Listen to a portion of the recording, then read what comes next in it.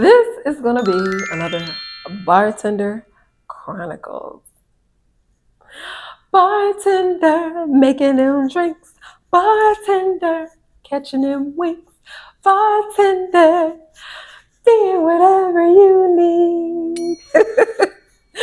Yes, honey. So let me tell you about the first time I totally bombed. And then I'm going to add just a little sub story in there about how I was tested. Okay, so Child, tell a darn story. let me tell y'all. Okay, so I just apply some lip gloss. Remember I told y'all I used to work at this restaurant and they had live DJ nights. So literally you would get charged a cover charge. If you decided to eat at this restaurant on particular nights, you would still get charged a cover charge even if you weren't there for the DJ. What? So you might as well come for the DJ.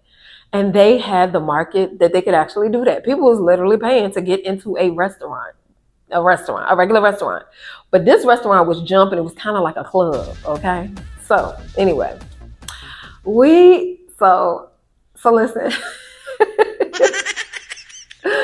I have this manager. This manager is amazing. The reason why this manager is amazing is because he really was so great. He was wonderful at one, seeing what any table issue actually was. He would get to the bottom of it. One. Two, he was good at quickly executing whatever needed to happen to appease this table. And three, he was extremely professional. To my knowledge, he didn't have anything going on with any of the girls who worked there, right? He had a wife and children at home, and he was happy, or at least at least that's how he came across to me. He was extremely professional. We had an extremely professional relationship. And one of the reasons probably was because we were close in age.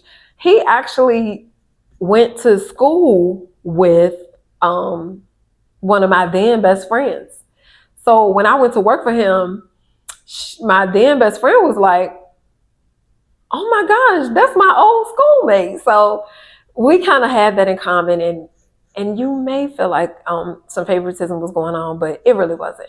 I think what he really liked about me was that I was there to work. I was not there to, for the buffoonery and the shenanigans. I was not there to develop relations or relationships.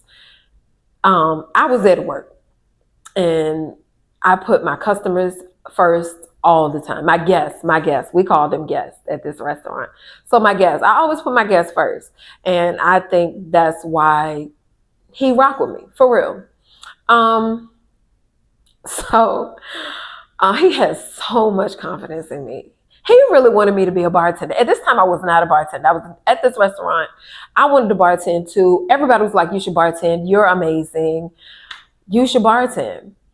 And so I was like, I would love to bartend, but the bartender there, he was amazing too. He was an amazing bartender. And my manager did I want to say recognize the gifts that I had for people and everything. He recognized it, but at the same time, what made him amazing is he also recognized that the senior bartender at that restaurant had a flow of his own. So he did not want to disrupt his flow to bring me on. He didn't want to really, jam up the whole flow of everything was going on just because I'm a people person.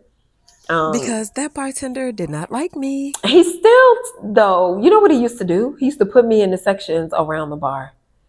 He was amazing. He was amazing. So if you're watching this, sir, I want you to know that I really enjoyed working for you. I did. I really enjoyed working for you. And now that I have my own company, maybe we can talk about some things and some ways that I could help you. So anyway, listen, he has so much confidence in me. And I had only been working there, I want to say a couple of weeks. I was fresh out of orientation. Orientation was 2 weeks. Okay. I'm fresh out of orientation. We got a live DJ night coming up. Our live DJ nights were 2 nights a week, Wednesdays and Fridays. So we had these live DJ nights, and we had a live DJ night coming up. Coming up, a matter of fact, this was a Friday, because this was a busy live DJ night. We used to be jumping on live DJ nights, whether it was Wednesday or Friday. Ironically, we was jumping regardless. But this was a really busy live DJ night, so I want to say it was a Friday. So he was like, I'm going to put her up, because normally on live DJ nights he used to, because when I say he put me around the bar, this was later during the week. This was when, yes, it was going to be a busy night, but it wasn't as busy. So he just used to station me around the bar anyway, on the outskirts of the bar. So the bar was kind of lifted. You had to climb steps to go to the bar. He would put me in the sections around there. And like I said, live DJ night was so jumping, the whole restaurant was jumping anyway.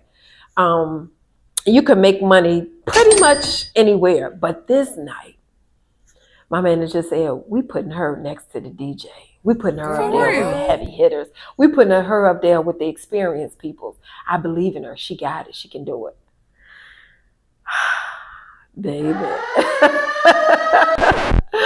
I believe in me as much as the next person believes in me, okay? Of course, more. He was like, we're going to put her, all the servers, all the veterans who've been doing this for a minute. Now, mind you, I'm older, because I didn't discover, or really, I should say, wasn't comfortable walking in my people-centric ways. I wasn't comfortable until later, like mid-30s. So I'm like 10 years older than everybody. But that's old. If you're new at something, you're new at something. He was like pish posh. It was like pish posh. She loves people. She really loves people. And she is good at not just loving people in a cliche, superficial way. Honey, when I tell you the mosquitoes ate me up. Not in a superficial cliche way, but she really is like, wants to enjoy people. She's not the type, you know how some servers be like, I love people, but as soon as they come to your table, they are rattling off so much of what they're going through that you're like, I just came here to eat. I know you the server, but I feel like your therapist, because you're telling me more than I want to know. And I'm trying to be nice and gracious, because obviously you need an ear. But baby, okay, can my dining experience be about me? So not that type, not the but really you-centric. You come in, you got something going on, I make it about you. So he was like, you know what? Because of this gift, we're going to throw her in on this Friday. Because I believe she can do it. They made me think I can do it. All right. So he threw me in there, honey. She ain't ready. The veteran servers were like, listen, we understand and we see her gift. We understand that you believe in her and we see it too. We do. But maybe don't throw her in live DJ night when she hasn't been serving that long. And she admitted that this is her first serving job ever. So maybe don't throw her in live DJ night. She fresh out of training. And even the best of us can get overwhelmed. He was like, nonsense. Get in there, Tori. You got this. And I was like, I was so excited. I was so honored. And I was like, oh my gosh. I'm the type that when I'm serving, I don't really worry about the money. I don't be thinking, yeah, I'm going to make money tonight. I'm going to make money, period. Because I'm really good at what I do. When it comes to serving and bartending, like I'm really good at what I do. So I'm like, I don't really be thinking I'm going to make money. That's really never a thought. The only time I think, how much money am I going to make? I'm thinking that when I'm deciding what establishment I'm going to work for. So I'm already like, tell me what a busy night look like. I do all of that. I'm vetting the restaurant I work for back when I was looking to work in restaurants. I'm vetting the restaurant, period. I'm not going to work for you if it look like you have slow nights every night anyway. So I'm not worried about the money. If the money's coming into the establishments, the money's going to come into my pockets, period. So, and that's just me knowing me. Now, if you ask me, ask her if she'll be on time. Some other things. I may struggle with those. But when it comes to people, I don't struggle with people too much. What I will do is protect my peace. If you want some BS, you probably won't see and get a lot out of me because I can detect that you want that BS. And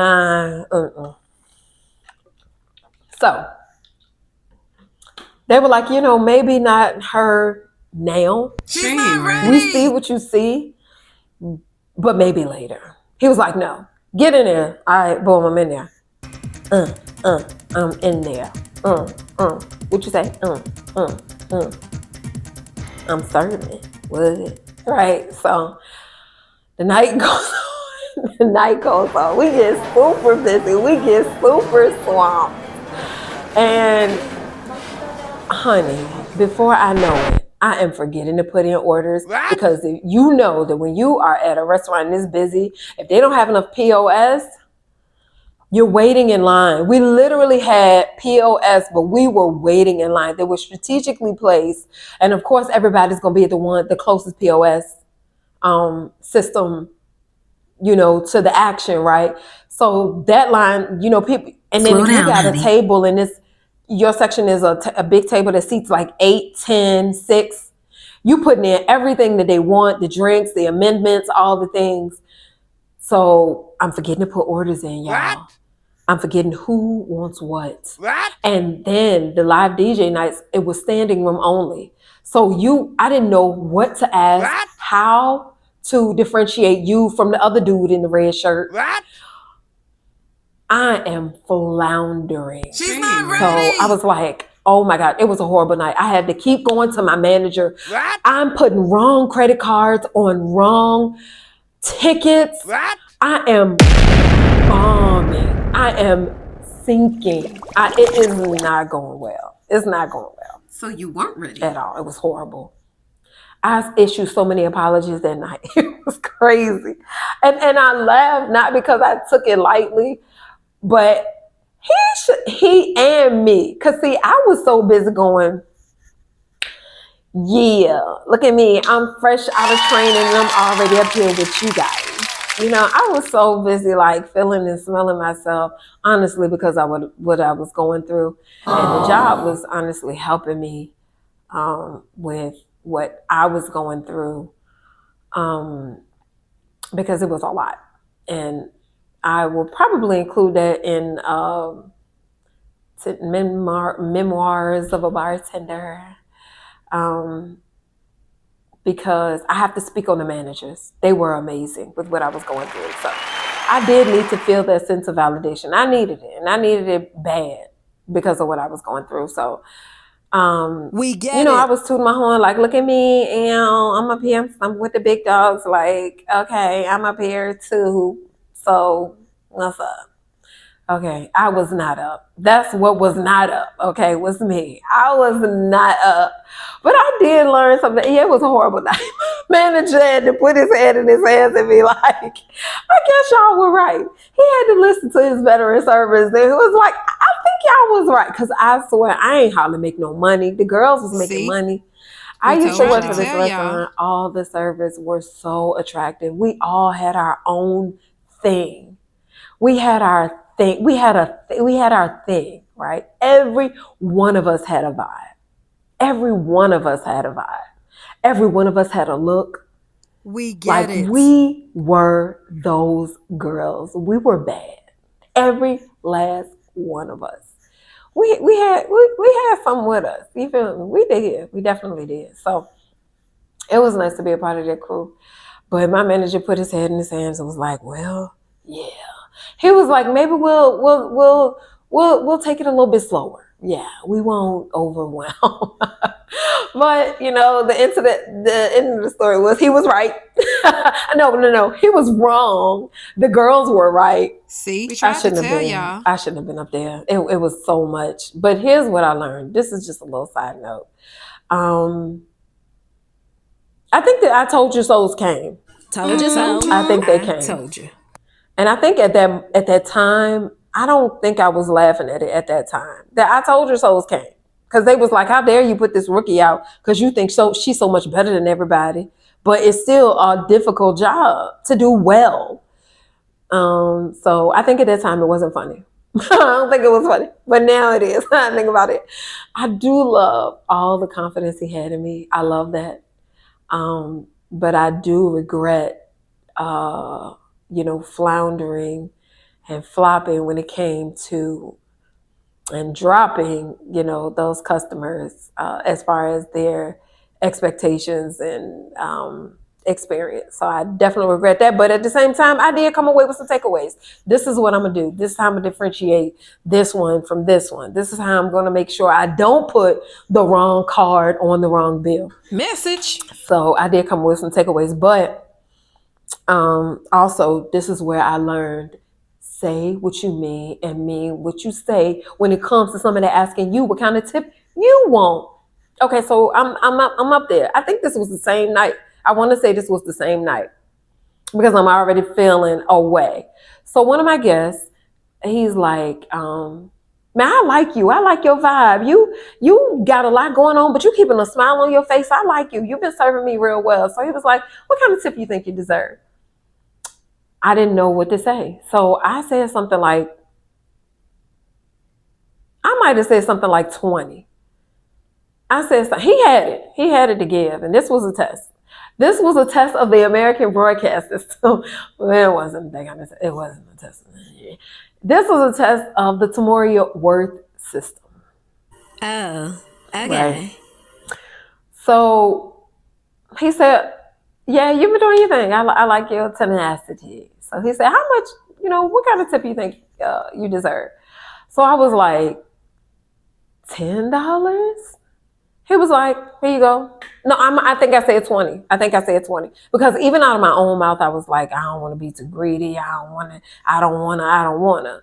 Right? That's what people please can get you kind of hemmed up because you can kind of block your own blessings. It could have been more if you had said more, wanted more, declared more, or thought you deserved more. Duh. So I was like, $20? He was like, he peeled it off, no problem. He was like, I would have given you whatever you asked for. I was gonna give you whatever you said up to. I think he said something like $100. I was gonna give you whatever you asked for up to $100. I can't remember if he put a cap on it. To be honest, he was like, I was gonna give you whatever you said. So he was like, let that be a lesson to you. If somebody asking you what you think you earned, go get it. He was like, don't be afraid to ask because he said, ask for what you feel like you deserve. Because if I didn't have to give, then I shouldn't open my mouth and ask you what you think you deserve. If I don't have to give, then I just need to give you what I can afford. But if I'm coming to you saying, hey, how much tip do you think you deserve? He was like, don't hold back. Now here go your 20.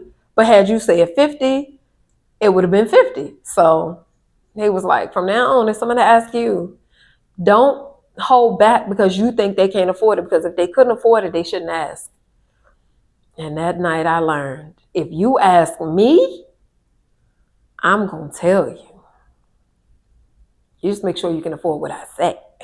Or keep your mouth shut.